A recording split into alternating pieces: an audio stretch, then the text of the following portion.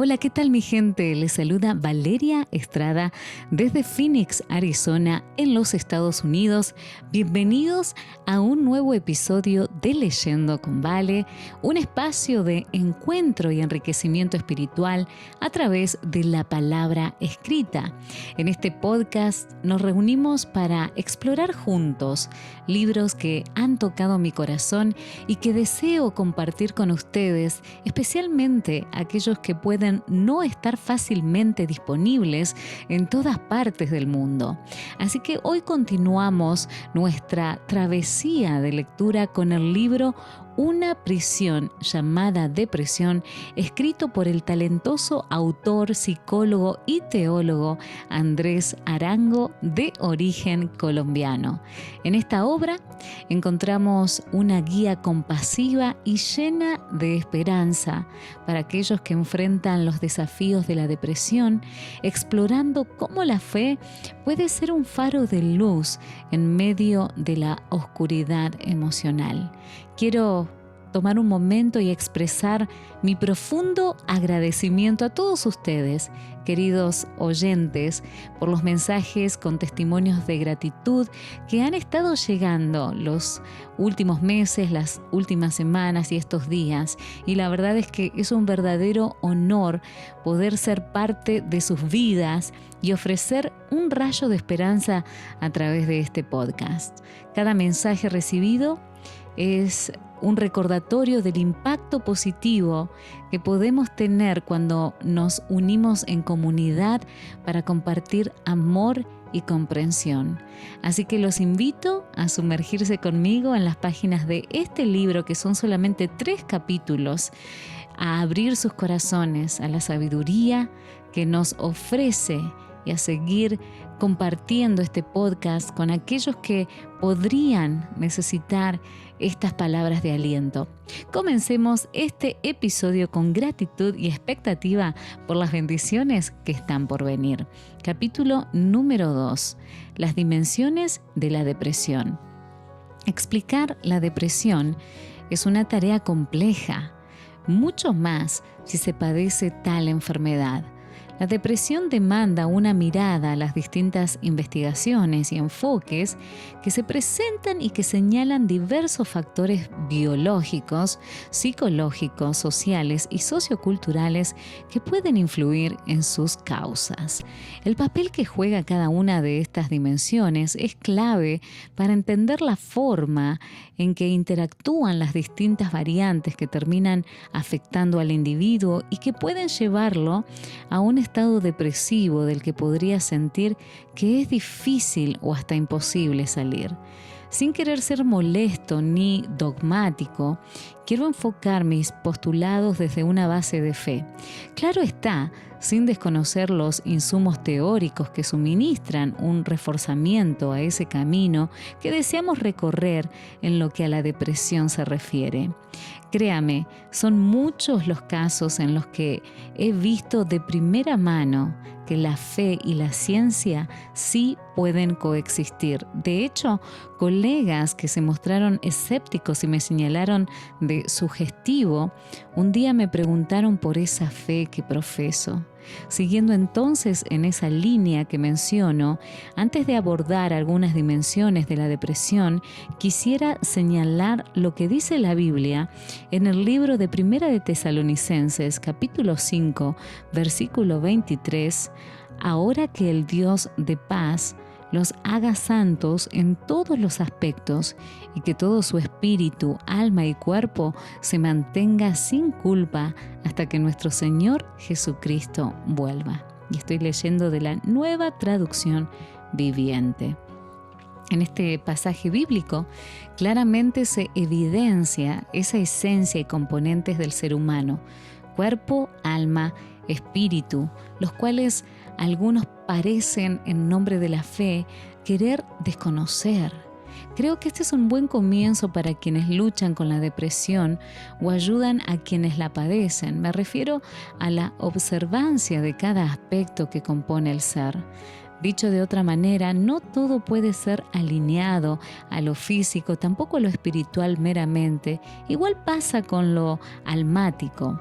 Cada aspecto debe ser abordado desde la línea del ser que se demanda, y eso ayudará a trabajar en forma detallada y efectiva esa alteración que quizás evidencia síntomas meramente en el alma, pero que podría estar relacionado con lo espiritual o lo físico, y así en cada paso. Una persona puede sufrir una alteración que, aunque siente que su síntoma lo copa todo, claramente se puede individualizar desde un abordaje responsable, lo cual permitirá que algunos aspectos que se reflejan solo en el síntoma se puedan identificar en la raíz que está produciendo ese malestar y agobio en la vida. Algunos ven la depresión desde un foco meramente espiritual, otros solo desde lo corporal, y hay quienes se centran en lo emocional y almático. Quizás esas posturas cerradas son las que no permiten un manejo correcto de la enfermedad, la cual abarca distintas partes del ser que por ende deben tratarse como tal. Si usted está pasando por un episodio depresivo o alguien cercano, no dude en generar un abordaje que incluya el acercamiento a los 3 factores mencionados. Veamos entonces algunas de las dimensiones citadas. Ese acercamiento nos permitirá analizar mejor las realidades de la depresión. Dimensión biológica.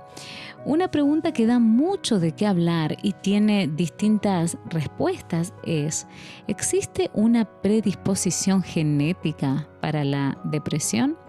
Leonardo y Gen en el 2006 argumentan que en efecto los componentes genéticos pueden llegar a ser significativos, pero no solo se refieren a lo biológico.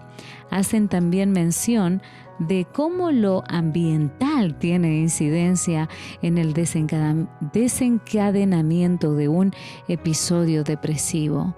En esa misma línea de pensamiento, el Dr. Goldberg, citado por Sue David, dice: la depresión tiende a ser cosa de familia y en general se encuentra el mismo tipo de trastorno entre los miembros de la misma familia. Para responder a la pregunta inicial, podemos mencionar a Levinson cuando resalta el estudio de la American Psychiatric Association, en el que se evaluó esa herencia y componente genético y donde se procedió a comparar un grupo de familias biológicas y adoptivas. Los resultados mostraron una incidencia mayor en las familias biológicas que en las adoptivas, lo cual permite comprender que la genética tiene un peso significativo en el desarrollo de la depresión. No significa que si su papá o su mamá padece o padeció de un trastorno depresivo, usted también lo tendrá, pero sí se debe tener en cuenta la posible predisposición genética que, como en cualquier enfermedad, las líneas generacionales suelen tener. Si lo anterior lo trasladamos al campo espiritual y de fe que en este libro hemos abordado, podríamos dar un vistazo a lo que dice la Biblia respecto a la gran transferencia que existe a nivel generacional, un tema que muchos aceptan y otros rechazan, pero vale la pena contemplarlo, pues es un aspecto que hasta la misma ciencia considera. Antes de mencionar específicamente lo que la Biblia dice al respecto, permítanme dar un ejemplo. Usted va a una consulta médica debido a un dolor en el pecho que alerta de un posible infarto. Cuando el especialista lo ve, de manera obligada hará esta pregunta: ¿algún familiar ha sufrido de infarto o problemas cardíacos? ¿Sabe por qué él indaga sobre sus parientes más cercanos? Justamente por esa genética que cargamos, esa transferencia biológica, emocional y espiritual que genera una alta incidencia en cada uno de nosotros y por lo tanto no debe descartarse. Ahora sí, demos un vistazo a lo que dice, a lo que la Biblia afirma en el libro de Éxodos, capítulo 34, versículo 7, Nueva Traducción Viviente, y dice: Yo derramo amor inagotable a 1000 generaciones y perdono la iniquidad, la rebelión y el pecado, pero no absuelvo al culpable, sino que extiendo los pecados de los padres sobre sus hijos y sus nietos. Toda la familia se ve afectada, hasta los hijos de la tercera y cuarta generación. Para algunos, el versículo bíblico puede parecer injusto, pero hagamos un breve análisis. El texto no señala a los hijos como quienes pagarán por los pecados de otras personas. De hecho, donde se nombra a los padres, lo que realmente se está diciendo es que ellos generan un estilo de vida que los hijos asimilan y adoptan. No es secreto que en la mayoría de casos los hijos continúan con muchas de las conductas de sus padres, lo cual puede causar que terminen incurriendo en los mismos pecados que un día sus progenitores cometieron. Por ende, las mismas consecuencias los alcanzarán.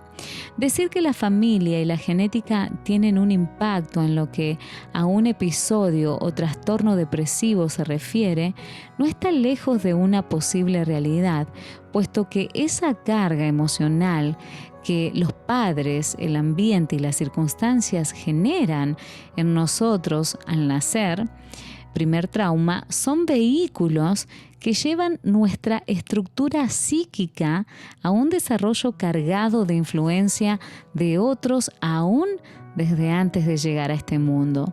Pensemos lo siguiente: no será lo mismo para el bebé que llegó a la vida siendo deseado, planeado y amado, que para aquel que desde su concepción se enfrentó a rechazo, abuso o abandono. Esos aspectos son los que hacen pensar que la depresión en algún padre o familiar cercano puede generar una influencia en la predisposición de cuadros emocionales alterados o de depresión. Es entonces válido invitar a quien está padeciendo un trastorno depresivo a dar un vistazo a su historial y entorno familiar, así como al modelo de vida y prácticas de sus antepasados. Esto podría arrojar luz de posibles causas y raíces que le están provocando malestar. Determinar el grado de posibilidad que la depresión sufrida conecte con lo biológico y hereditario, generacional, puede ser de gran ayuda en su tratamiento y abordaje. No descarte su historial de vida. Un detalle que considero interesante, quisiera mencionar como soporte teórico, es lo mencionado por Goodwin y Goose cuando se refieren a la concordancia para los síntomas depresivos en los gemelos, la cual es casi del 40% frente a un 11% en lo que no comparten características biológicas. Lo anterior indica la fortaleza de la interpretación genética mencionada y su relevancia para encontrar una salida de raíz para alguien que sufre de depresión. Un detalle más clínico que almático, pero no menor, es la forma en que esa dimensión biológica de la depresión no solo abarca lo genético, sino las disfunciones en la neurotransmisión del cerebro, las diferencias en la estructura cerebral y los niveles de cortisona, entre otros. Por eso, dar una mirada completa desde esta dimensión física es clave para el clínico en el abordaje y tratamiento de un episodio o trastorno depresivo. Vamos a ver la dimensión psicológica. Considero que en este apartado Entraremos en un aspecto muy sensible a lo que a tratar la depresión se refiere. Existen muchas teorías psicológicas que buscan explicar cómo algunas experiencias de la vida influyen en esta enfermedad. Es claro que no podremos abordarlas todas en este escrito, pero trataremos de enmarcar algunos aspectos que pueden orientarnos respecto a la dimensión psicológica que opera en la depresión. Quienes me conocen saben que desde mi orientación psicoanalítica hago un esfuerzo por no chocar con quienes consideran que los postulados del psicoanálisis en nada se conectan con la expresión de fe o el discurso religioso, como algunos colegas lo señalan. Sin embargo, he encontrado una riqueza significativa en lo que uno y otro pueden aportar. Es aquí donde menciono al gran Oscar Pfister, entrañable amigo de Freud, padre del psicoanálisis, que siendo pastor luterano, psicólogo y posteriormente psicoanalista, dio aportes excepcionales en cuanto a lo que a la psicología y la fe pueden proveer al individuo.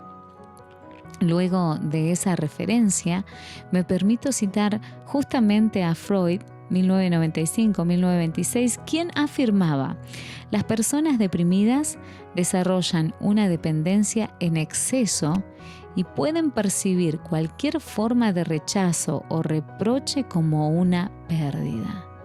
Sea que al lector le gusten o no los postulados de Freud, considero que este es un insumo que permite comprender que la pérdida real o simbólica del objeto de placer, pueden ser cosa, persona, lugar, entre otros, puede ser un detonante psicológico para la aparición de un episodio depresivo.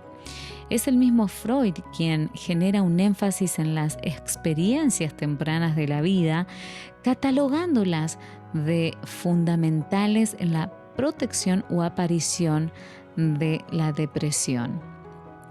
No es un secreto que estas experiencias se convierten en una especie de cuota inicial de la misma vida, marcando ciertos paradigmas en nosotros que a veces nos acompañan hasta el final. Cuando entrevisto a alguien que está pasando por un episodio depresivo, le pregunto por su infancia y encuentro que la mayoría de veces se evidencian situaciones que marcaron la vida de ese individuo para los que serían esos años posteriores. Hay un proverbio bíblico que dice, Proverbios 22:6, instruye al niño en el camino que debe andar, y aun cuando sea viejo, no se apartará de él. Este hermoso pasaje bíblico muestra la incidencia de una buena formación en la niñez y cómo ello va a influir en el correcto desarrollo de la vida. Por algo se dice que la salud mental del adulto comienza en la niñez. Quiero invitarle a hacer una pausa en la lectura y pensar un poco en su niñez. A lo mejor haya sido bella y tranquila, pero para quienes evocan recuerdos dolorosos y hasta perturbadores, permítanme decirles que ese es un buen comienzo para abordar sus problemas, no solo de carácter depresivo, sino del orden comportamental. Lo que pasó en la niñez marcó la vida, y son esas marcas las que debemos llevar a Dios, y ¿por qué no?, también a esos escenarios que pueden brindarnos ayuda. Me refiero a espacios de tipo familiar, profesional, terapéutico y de apoyo emocional y espiritual. Pasando de la infancia a lo que es la vida, a lo largo de su recorrido, puedo decir que cada experiencia cuenta. En una encuesta realizada a personas entre los 13 y 24 años de edad, se les pidió formularse esta pregunta: ¿qué nos hace felices? La respuesta más común que hallaron Novak y Thompson fue pasar tiempo con mi familia. Increíblemente, El alcohol, las drogas o el sexo recurrente no ocuparon los lugares que se esperaban. Además, quienes tenían una firme orientación espiritual o religiosa mostraron mayor felicidad, siendo muy probable que debido a sus creencias se mantenían alejados de estas prácticas que, aunque parecen juveniles o placenteras, terminan afectando considerablemente la vida, la salud y la estabilidad emocional. En la dimensión psicológica, la pérdida y separación de algo o alguien, es decir, la castración, término psicoanalítico, que se da internamente por sucesos difíciles o inesperados como la muerte de un ser querido, una ruptura amorosa, la pérdida de un empleo o empresa, perder un semestre y otros eventos estresores, podrían dar un empujón para caer en ese episodio depresivo del que estamos hablando. Regresando al personaje bíblico Job, observamos que es un claro ejemplo de la magnitud y la tenacidad de un impacto y el nivel del dolor que puede causar. Quizá él pudo sobrellevar las primeras noticias que le traían sus sirvientes sobre pérdidas económicas, no solo repentinas, sino catastróficas, y aunque se puede notar cierta resistencia emocional ante la conmoción que estaban generando cuando le anunciaron la muerte de sus hijos, el efecto fue tan devastador para su alma que él se quebró. Basta leer el texto bíblico para comprobarlo en Job, capítulo 1, versículos 19 y 20. Dice: de repente vino un fuerte viento del desierto y derribó la casa. Todos sus hijos murieron aplastados. Solo yo pude escapar para darle la noticia. En cuanto Job oyó esto, se puso de pie y rompió su ropa en señal de dolor. Luego se rasuró la cabeza y se inclinó hasta el suelo para adorar a Dios. Igual que existe una tolerancia diferente al dolor físico en cada persona, sucede lo mismo con el dolor del alma. Usted puede ver gente que parece superar algunos impactos dolorosos que la vida les trae, mientras que otros quedan detenidos y caen en un estado inamovible debido al dolor ocasionado. Por eso a quien sufre de depresión no debemos forzarlo a salir de tal o cual forma de estado interno. Será a través de su propia capacidad y en ese paso a paso que irá ayudando a solventar el dolor que lo agobia y le produce ese malestar que por momentos parece insostenible. La exageración o minimización de eventos también puede ser un aspecto psicológico relevante a la hora de evaluar un caso de depresión.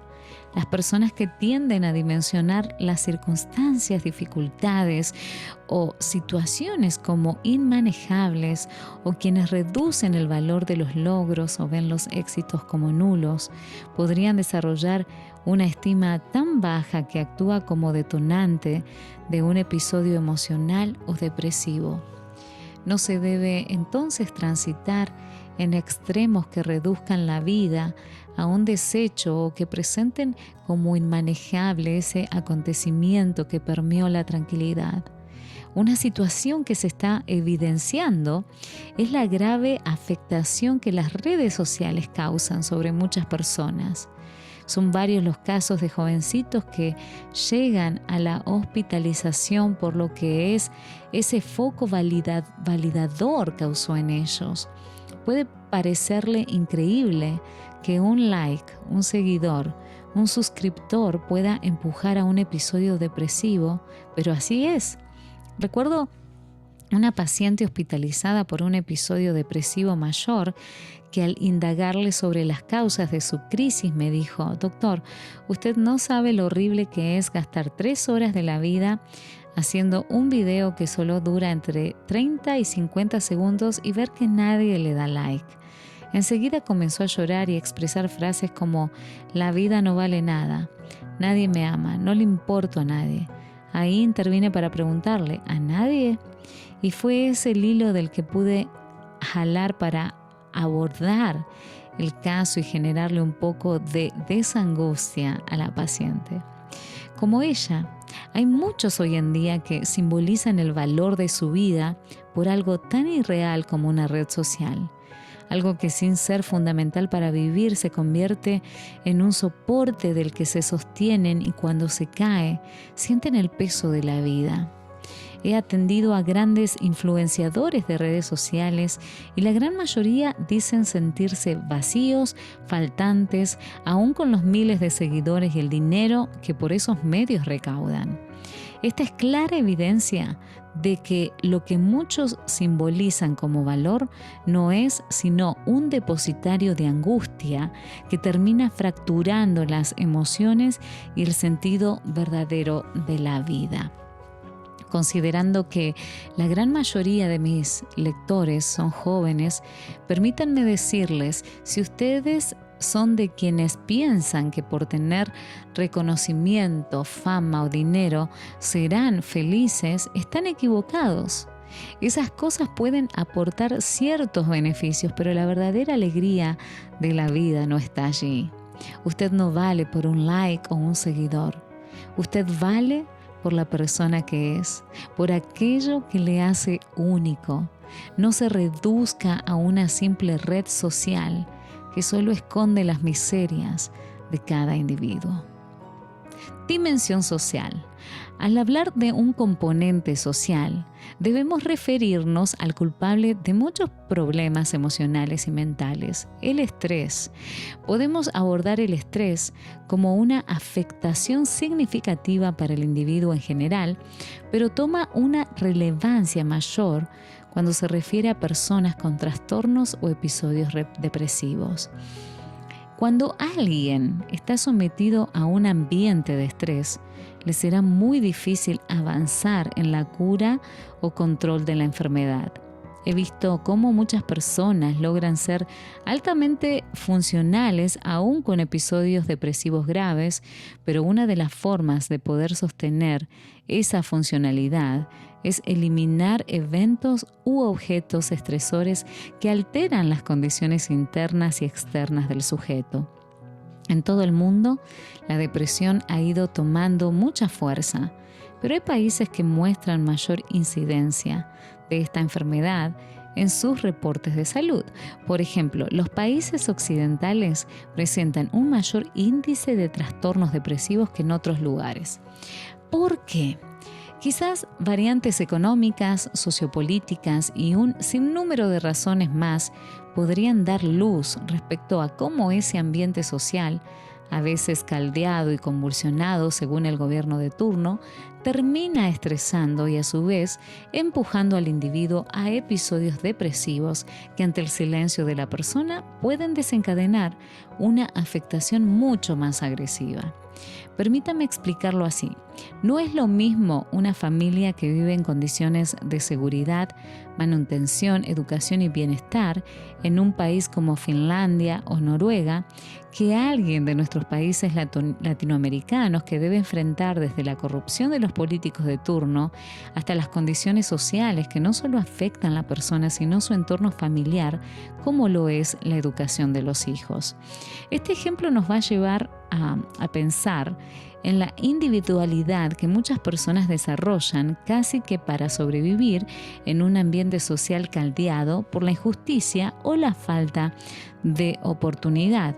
Tal individualidad es abordada por Seligman cuando menciona: cuando el individuo se centra solo en sí mismo, se desarrolla una dificultad para encontrar sentido a su vida y es más propenso a la depresión.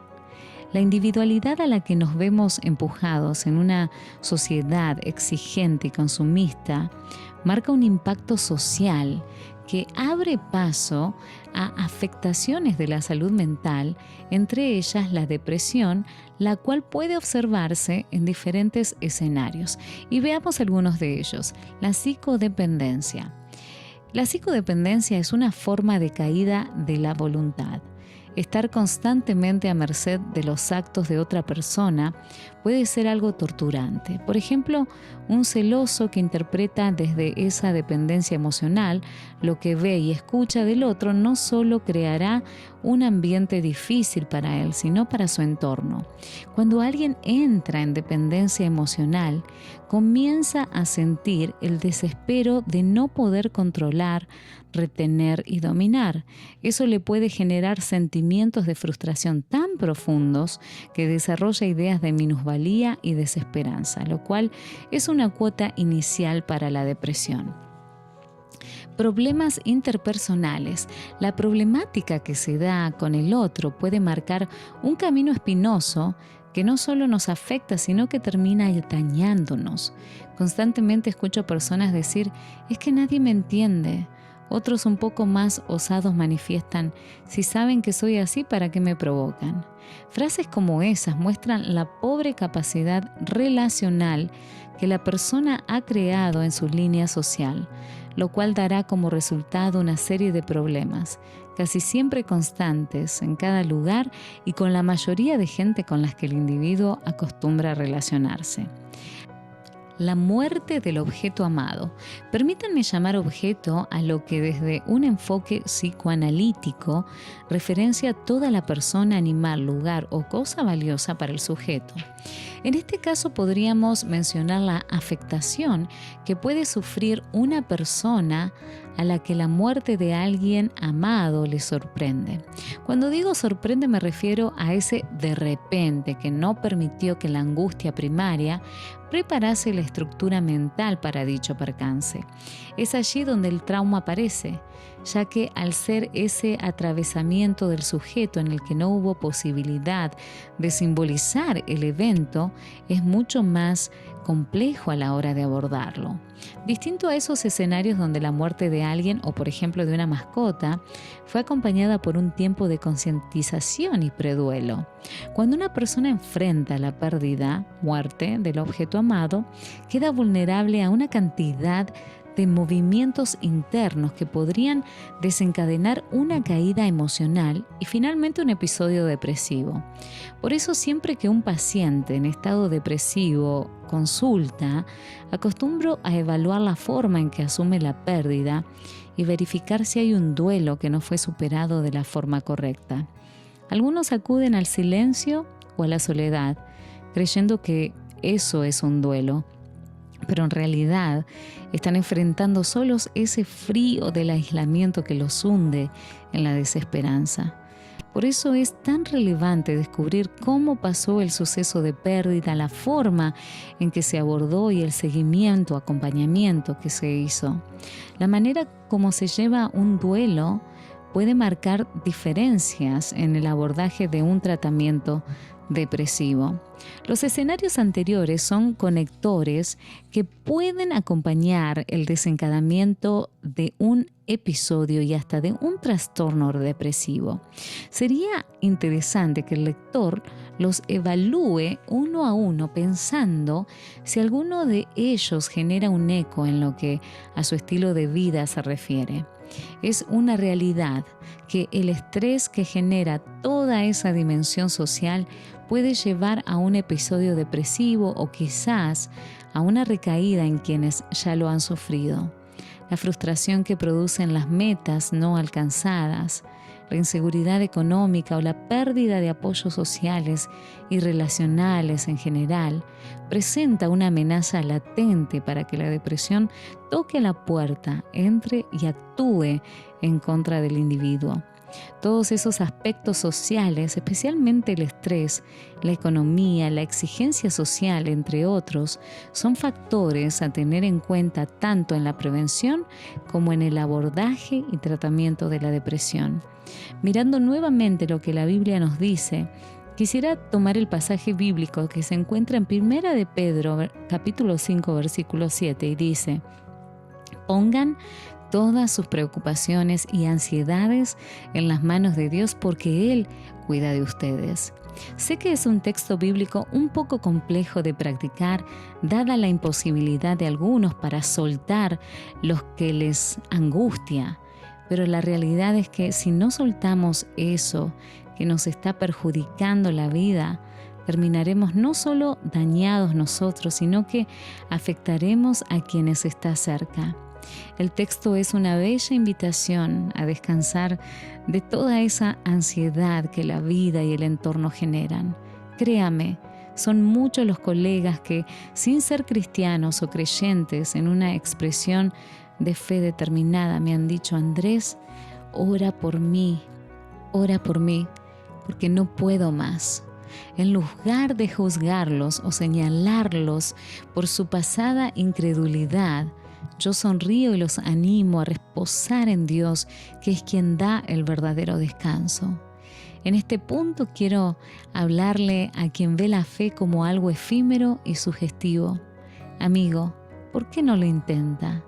Quizás ha luchado con un cuadro de ansiedad o un estado depresivo que con nada ni nadie ha podido superar. Dar apertura a un poco de espiritualidad en la que se atreva a descansar en Dios podría ayudarle. A lo mejor no esté usted de acuerdo con lo que acaba de leer o escuchar, pero en ese caso de que quiera intentarlo, permítame invitarle a hacer una oración entregando ese tormento a Dios. Jesús, tú me conoces y sabes lo que siento. Por favor, ayúdame en estos momentos tan difíciles. Entiendo que solo no puedo y confieso que la vida me abruma, pero acabo de leer, escuchar, que en ti puedo depositar mis ansiedades y preocupaciones. Por eso te suplico tu auxilio ahora, cuando desde mi soledad siento que no puedo. Dame tu esperanza y ayúdame a levantarme con tu amor y tu gracia. Amén. A Dios le importa lo que le está pasando a usted. Quizás a otras personas podría parecer no importarles, pero aprender a descansar en el amor de Jesús y su gracia, le aseguro que será de gran ayuda. Finalmente, esta dimensión social de la que he hablado al abordar su incidencia en la salud mental debe ser fortalecida permanentemente a través de los llamados recursos sociales y red de apoyo, es decir, amigos, familiares y en general un ambiente que genere apoyo y fortaleza emocional. Luego de observar las dimensiones biológica, psicológica y social de la depresión, espero haber aportado a una visión holística de esta enfermedad para poder abordarla integralmente y así demostrar que es una condición que se puede superar si se cuenta con los elementos adecuados para hacerlo. Y de esta manera llegamos al final de la lectura del capítulo número 2. Solamente nos queda un capítulo, el capítulo número 3. En unos días estaré con ustedes compartiendo cómo salir de la depresión. Ha sido un honor compartir este tiempo juntos, explorando este libro, una prisión llamada Depresión, en este podcast en Leyendo con Vale. Espero que hayan encontrado inspiración y consuelo en las palabras que hemos compartido. Recuerden que la luz de la esperanza se multiplica cuando la compartimos, así que les animo a difundir este podcast con aquellos que conocen, extendiendo así el mensaje de amor y comprensión a quienes lo necesitan. Nos encontraremos entonces nuevamente en nuestro próximo episodio para continuar este viaje de reflexión y crecimiento juntos. Hasta entonces, que la paz de Dios esté con ustedes en cada paso del camino. Hasta pronto y un abrazo grande para cada uno de ustedes.